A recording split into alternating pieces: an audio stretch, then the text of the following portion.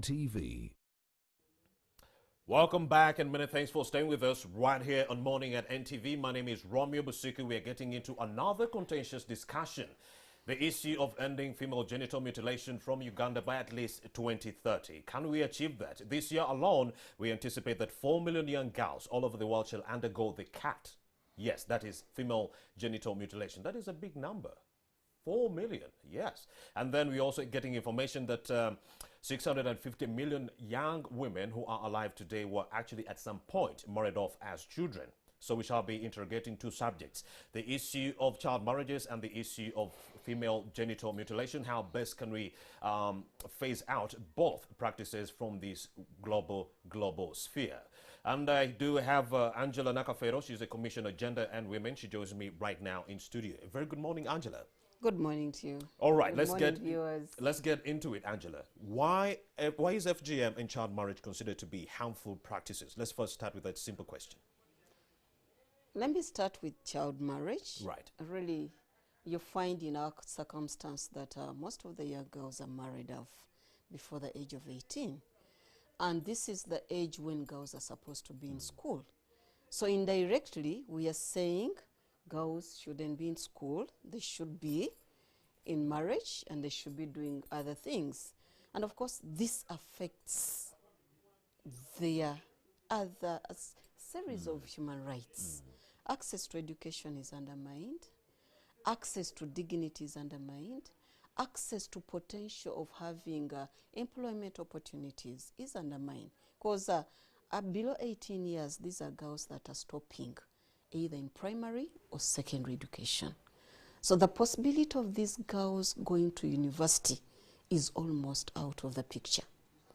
You also find that when they start getting babies very young, really, their sexual reproductive health is really undermined. They are likely to have so many children which are not well spaced. And of course that affects. And children they can't take care of. Exactly. Increasing the poverty. Exactly. And you're having babies when your sexual reproductive system is not yet ready for carrying a baby. So health implications. Very many implications. And at one point, she's going into a marriage relationship. She's not prepared. We've had so many cases of gender-based violence in such relationships. She doesn't know what to do. If marriage is not easy for some of us who are old enough, then what about these young girls? So the entire life of this girl is really affected in a very significant way. And of course, reflecting on national development, World Bank has done a study that as a country, we are missing over 77 billion, mainly because we are marrying off our young girls. In terms of production, in terms of the services that they require, because these are girls that are not yet prepared. And of course, when they go into pregnancies, they are likely to end up having pregnancy-related complications. Of course, we are talking about Uganda being the food basket of East Africa, and the young women who would have helped the country or the economy to achieve that feat are grappling in marriages. Exactly. Go ahead. And she's going into a marriage when you're expecting her to take care of all those obligations and responsibilities. Look after the man, look after the babies, look after other relatives, which are, in most cases, we stay with our relatives. But this girl is not prepared. Turning to the level of production, if she can't take care of all these obligations and responsibilities around her, then even her production, her level of production is really undermined. Going second to female genital mutilation, really this is a violation of women's human rights, because you're cutting the genitalia of a woman. And it's even worse than even child marriage. Wow. Because once that system is really destroyed, it's a permanent disability. And when these girls are going into labor, they are getting serious implications. Some of them have ended up developing fistula. which is a permanent case. Wow. I'm grateful that government of Uganda is helping in terms of rehabilitating these girls. Right. I'm sorry, I'll have to cut you short, Miss Angela Nakafero. She's a Commissioner, Gender and Women. We have some breaking news coming in from Maogola North as far as the NRM primaries in that region are concerned. We have Ali Mvule on standby to give us the latest, and then we shall veer back into the conversation on FGM and child marriages. A very good morning, my brother. What's the latest from Maogola North? Well, a very good morning, Tiku, and a very good morning to all the NTV viewers. We're here in Sembabule district, and to be precise, this is Maogola North, where we're having the election of the NRM primaries for MP. That's the race attracting 3 people. That's Salim Chiseka, Shetsi Musherure, as well as Sodo. But the real name, Aine Godfrey Kaguta, who will be tussling out today. By this morning, it's not yet clear at what time these people will be meeting. And last evening, there was a meeting between the Electoral Commission and the candidates to sort out a few issues. But by yesterday, one of the most contentious issues was about the register, because some of the candidates were okay with using the yellow book. That's the register for the NRM NRM members, but as well for Sodo Kaguta, he says that Maogola isn't unique in relation to other areas, because other areas people were allowed to vote actually, even if they are not in the register, but so long as they could be identified by the elders in the district. So at the moment, as you can see here, this is the main town of Sembabule, where people are just waiting to go and line up behind their favorite candidate. We haven't seen many of the processions here. Apart from yesterday, it was only Chiseka who was having some processions around town.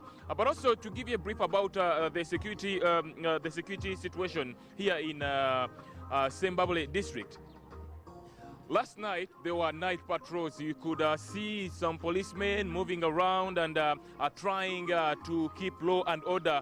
But again, in some roads were blocked, and some roads actually, there were some things that were put in the road so that they could get people who were maybe ferrying maybe voters to different places. So the roadblocks were there. Of course, we were heading to Bukoma Simbi last evening, and there were several roadblocks. In that, some people were not allowed to move from other districts to come into Sembabule after curfew hours. So at the moment, it's just a few hours to these NRM primaries to get what actually will be going on. But today, at the moment, so far, it's still a very good mood here, and so far we haven't witnessed many incidents of violence as it was in the previous NRM primaries here. You remember it was postponed because of some violence and some other issues. And as well, the Deputy Inspector General of Police, Sabit Muzei, is already in the area to supervise the security, and yesterday they had numerous meetings so as to agree on certain things that are going to be followed today. So we shall be giving you more details. We're just waiting to see how the NRM primary here in Maogola North is going to be. You remember it was postponed, and the issue of the register, so will it be only the register that is going to be followed, or will it be the president's guidelines that will also be put into place? You remember during the NRM press conference last week, the Secretary General, Justin Kasula Numumba, said that actually they will be using the registers. And then here comes also the advice of the president: even if you're not in the register, you can come and vote so long as the elders of the NRM in the area can identify you. So all is said, and the stage is set for Maogola North NRM primaries here. So we shall be giving you more details. Back to you, Romeo Busiku. Well, thank you very much, my brother Ali Mvule. He's reporting live from Maogola North ahead of the primaries that are taking center stage today. They had been nullified because of the violent tendencies, and the NRM Electoral Commission Chairperson Tango Doi actually assured us if this violence is actually replicated today, this can be cancelled indefinitely. Let's get back to this conversation that we were having on ending female genital mutilation and child marriages as a whole from Uganda and Africa as it is. Well, like I mentioned in my brief preamble, 40% of the young girls in Africa are grappling with this problem of child marriages and FGM. When you go and they are being married off, and some of them are being married off before the age of 18, 40%. before the age of 18, and 12% are being married off before the age of 15. So if you thought 18 was bad enough, there's also 15. And I do have Angela Nakafero, the Commissioner, Gender and Women, with whom we are having this very, very contentious and insightful conversation. Angela, let's continue with FGM. You had broken down the nitty-gritties with child marriage. Yes, now please. we were with FGM. Go ahead. FGM really in Uganda is mainly practiced in Kapchorwa, the Sebei region, and Karamoja, especially among the Pokots. And of course, for us, we are very much concerned about FGM for various reasons. Because in the FGM practicing communities, FGM is an entry point into marriage. Once the girls are mutilated, they're drawn out of school and they're forced to go into marriages. And of course, it's another form of preparation for child marriage, which is not acceptable in our laws and policies. Uganda as a country has said no to child marriage in our Children Act Amendment. And of course, even in the Constitution, child marriage and female genital mutilation are different forms of discrimination against women. But looking at it from the social perspective, you find that these girls that are mutilated, first of all, they don't make a choice. These are girls that are very young, and it comes with a very huge cost. I talked about fistula. Fistula. Most of them have ended up developing cases of fistula, and that impacts on their dignity as women, but also on their sexual reproductive health. You find that once they are buried off, of course, they're going to go into bearing children. The system is already destroyed, and wherever this lady or woman gets into her labor, then she's likely to have labor complications. Majority of them have ended up dying. Female genital mutilation, child marriage contribute to the high levels of maternal mortality in this country. We've tried to reduce maternal mortality, but it is exceptionally high for us. These are some of the factors that account for the slow progress in terms of reducing maternal mortality. It doesn't stop at maternal mortality, because once a mother dies, there's a strong likelihood that even the baby that she gave birth to is likely to die. So it's a combination of maternal mortality, infant mortality, poor sexual reproductive health, as well as impacting on other rights of women. You will find that later in life, women are not in these spaces, mainly because they were married off very young, they were mutilated, they didn't get a chance to continue with education, they didn't have a chance to really go into high-paying employment opportunities. And of course, it really weighs us back in terms of promoting women's empowerment in this country. If you look at the statistics, you'll find that majority of women are poor compared to men.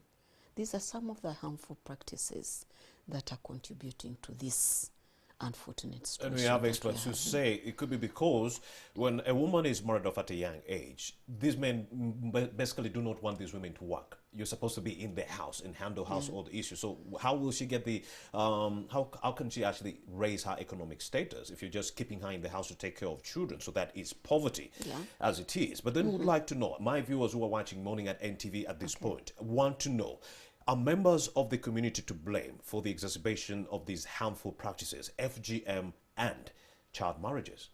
I think all of us are to blame at different levels. First of all, we start with our families. Families are failing to protect these young girls. So we are to blame as parents. If your daughter finds herself pregnant somehow, as a parent, you're to blame, because there's quite a lot that we can do in terms of protecting our girls. As communities, these girls are not, these are cases of defilement, okay? It's men and boys that are subjecting them to sexual violence. So men and boys in the communities are to blame. I wouldn't want to say that government is to blame, okay? Because government has taken up different interventions to reduce these harmful practices. We have the laws, we have the policies, but communities continue to act contrary to the existing laws and policies. The service providers, of course, there's so many ways we can prevent child marriage and female genital mutilation.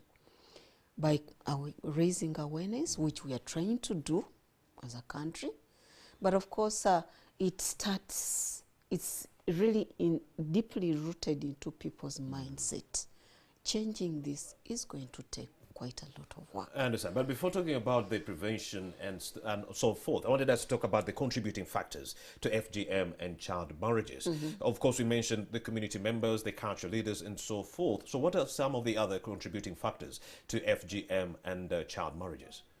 One of the contributing factors, especially in terms of FGM, is the culture. In communities where female genital mutilation is practiced, the culture strongly celebrates female genital mutilation. There are so many spiritual related values that are attached to female genital mutilation. And also the belief that for a woman to be worth of marriage, then you have to be mutilated. So really the culture has to change, because it comes up with a very huge cost on women's lives, but also on national development.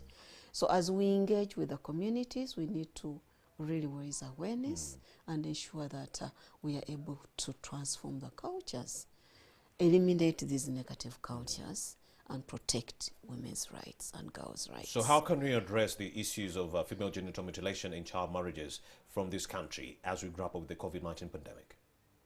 One of the ways we are trying to do it is putting up the enabling legal and policy framework, and as a country we have the Prohibition of Female Genital Mutilation Act 2010, which is helping us. We've also designed specific programs. Ministry of Gender, Labour and Social Development is spearheading quite a number of programs of engaging with the cultural leaders, engaging with the religious institutions, contributing to raising awareness on the dangers of female genital mutilation, but also on the dangers of child marriage. And as a ministry, we are implementing the national strategy on elimination of child marriage in this country. Angela Nakafero. We've also instituted measures. We are encouraging communities and the children and parents to report cases of sexual violence, in this case defilement, but also reporting female genital mutilation. The Commissioner, Gender and Women, Nakafero. Angela, thank you very much for having made the time to speak to NTV. Thank you very much. And you who is watching, many thanks for having made it a point to watch us from 6:30 a.m. up to now. We are taking a short break, but when we do return, we have John Walugembe, who will be telling us how small and medium-sized enterprises are responding to the reopening of the economy. We'll be right back.